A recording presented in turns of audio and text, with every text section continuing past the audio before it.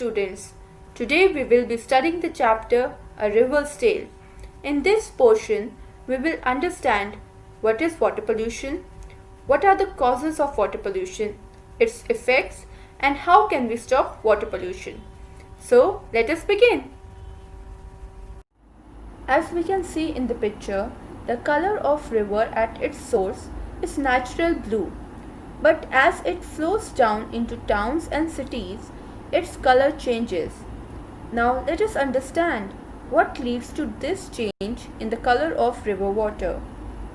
Some of the reasons that lead to change in color of water in rivers are spilling of oils and chemicals by the factories, releasing of the untreated drainage water from homes, factories, hotels, etc., people washing clothes and utensils and bathing their cattle near riversides, dumping of waste or garbage in the river.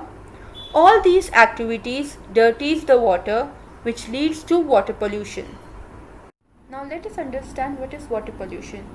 Water pollution is contamination or act of making water bodies impure as a result of human activities.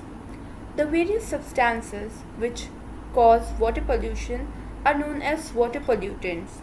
Some of them are soaps and detergents which are used for washing clothes or utensils, industrial effluents like chemicals or oils that are spilled in the water, sewage water or domestic waste that are thrown in the water, the fertilizers, pesticides, all these cause water pollution.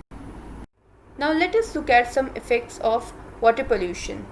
Water pollution leads to death of aquatic animals as the water in the water bodies become unfit for these animals to survive. Water pollution may also lead to increase in waterborne diseases like typhoid, diarrhea, and making river surface and groundwater unfit for consumption purposes.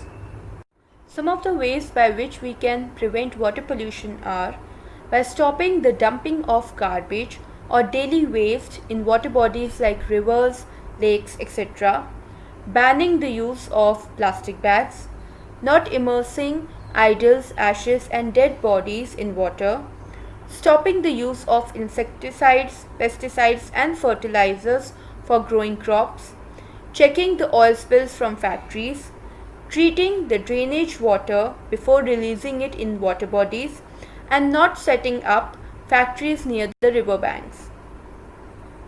Now let us recap what we have learned so far in this presentation.